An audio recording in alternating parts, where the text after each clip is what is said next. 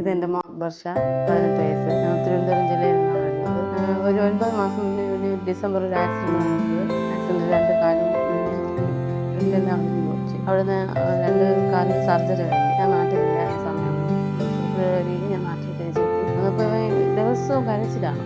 കാല് വേദന എടുത്ത് കരയും. രാത്രിയാകുമ്പോൾ ഞങ്ങൾ വീട്ടിൽ കൊണ്ടുപോകും. തിരിച്ചു പോയി ഇഞ്ചക്ഷൻ എടുക്കും, തിരിച്ചു പോയി. പെട്ടെന്നൊരു ദിവസം അല്ലെങ്കിൽ ആ കാലിൻ്റെ ഒരു സൈഡ് വീക്കം വന്ന് ഇൻഫെക്ഷനായി ഇവിടെ 15 ദിവസം കിടന്നു. അതും സർജറി കഴിഞ്ഞ് അതിനകത്ത് ആൻറ്റിബയോട്ടിക്സ് കൊടുത്ത് വീണ്ടും 15 ദിവസം കിടന്നു. വീണ്ടും അതെടുക്കാൻ വേണ്ടിയിട്ട് മാർച്ചിൽ വീണ്ടും തിരിച്ചു പോയി. വീണ്ടും എടുത്തിട്ട് വേദന കൊടുക്കില്ല. വീണ്ടും മസിൽ പിടിക്കും. കാലിങ്ങനെ കിടന്ന് വിറയ്ക്കുമ്പോൾ അവിടെ കൊണ്ടുപോയി അത് മയോറിൻ്റെ ഇഞ്ചക്ഷൻ. അങ്ങനെ ഒരു 15-16 ദിവസം വീണ്ടും അവിടെ അഡ്മിറ്റ്.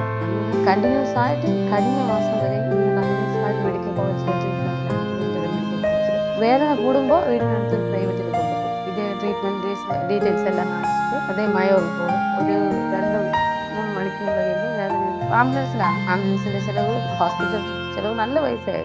ഇപ്പോൾ കഴിഞ്ഞ മാസം ഒട്ടും സഹിക്കാൻ പറ്റാതായപ്പോൾ ബുധനാഴ്ച സാറിന് ഒന്ന് കണ്ടുവിടെ. ആംബുലൻസ് അതിൻ്റെ നിർബന്ധത്തിലാണ് വന്നത്. പുള്ളിക്കാരനാണ് ഇവിടെ ഒരുപാട് കേസ് കൊണ്ടുപോകുന്നത്. ഇപ്പം നല്ല ഹോസ്പിറ്റലാണ്, നമുക്ക് നോക്കുമ്പോൾ പൈസയുടെ ഒരു ബുദ്ധിമുട്ട് കാരണം ഇങ്ങനെ വെച്ചിരുന്നു.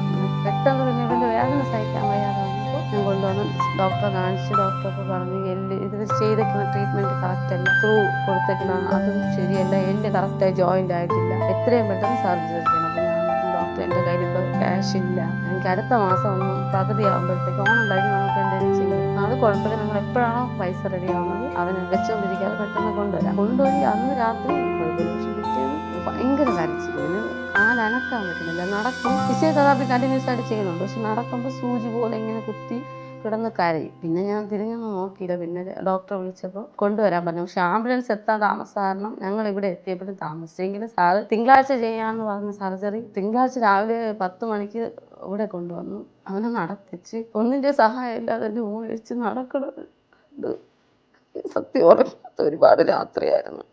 ഇന്നലെയും ഇന്നും ഒരു ആരുടെയും സഹായം ഇല്ലാതെ നടക്കണം കണ്ടപ്പോൾ ആർക്കൊക്കെ നന്ദി പറയണം, ദൈവത്തിന് പറയണം, ഡോക്ടേഴ്സിന് പറയണം. ഈ സ്റ്റാഫുകൾ ഇത്രയും നല്ല മനുഷ്യരാണ്. എൻ്റെ മക്കളുടെ മോനെ ചേർത്ത് കൊച്ചുങ്ങളെ പോലെ നോക്കി ഓരോ വ്യക്തിയും അത്രയും നല്ല ആ സ്റ്റാഫും ഹോസ്പിറ്റലും. ഇത് എത്ര ആൾക്കാരുണ്ടെങ്കിലും ഞാൻ പറയും ഇവിടെ തന്നെ വരാൻ. പൈസയൊന്നും വലിയ റേറ്റ് എനിക്ക് തോന്നുന്നില്ല. ആഹാരം നല്ല കെയർ. സത്യം ഞാൻ വീഡിയോയ്ക്ക് പറയണമല്ലേ, എൻ്റെ അനുഭവമാണ് പറയണത്. അത്രയും നല്ലൊരു മനുഷ്യരാണ് ഇവിടെ വന്നതിന് ശേഷം. മലയാളികളെക്കാളും കൂടുതൽ തമിഴ് കുട്ടികളാണ് അത്രയും സ്നേഹം. എൻ്റെ മോൻ പറഞ്ഞു എന്ത് സ്നേഹമുള്ള ചേച്ചിമാരൊന്നും ഇവിടെ, മലയാളികളെക്കാളും സ്നേഹത്തിൽ. മെഡിക്കൽ കോളേജിൽ ഞങ്ങൾ ഒരുപാട് അവഗണന അനുഭവിച്ചാണ്. ഓരോ പ്രാവശ്യവും ഉറങ്ങിയിട്ടില്ല. മെഡിക്കൽ കോളേജിൽ ഇത്രയും മാസം ഞാൻ കിടന്നിട്ട് ഉറങ്ങിയിട്ടില്ല. ഉറക്കം, ആഹാരം, എന്ത് പൈസ, ഒരു വർഷത്തെ കഷ്ടപ്പാട് മുഴുവൻ എൻ്റെ 2.5 ലക്ഷം രൂപ ശമ്പളം കളഞ്ഞിട്ടാണ് ഞാൻ നാട്ടിൽ നിന്ന് ഇവിടെ എത്തിയത് എൻ്റെ മോനെ. പക്ഷെ ഇപ്പോഴാണ് അതിനൊരു അർത്ഥം ഉണ്ടായത്.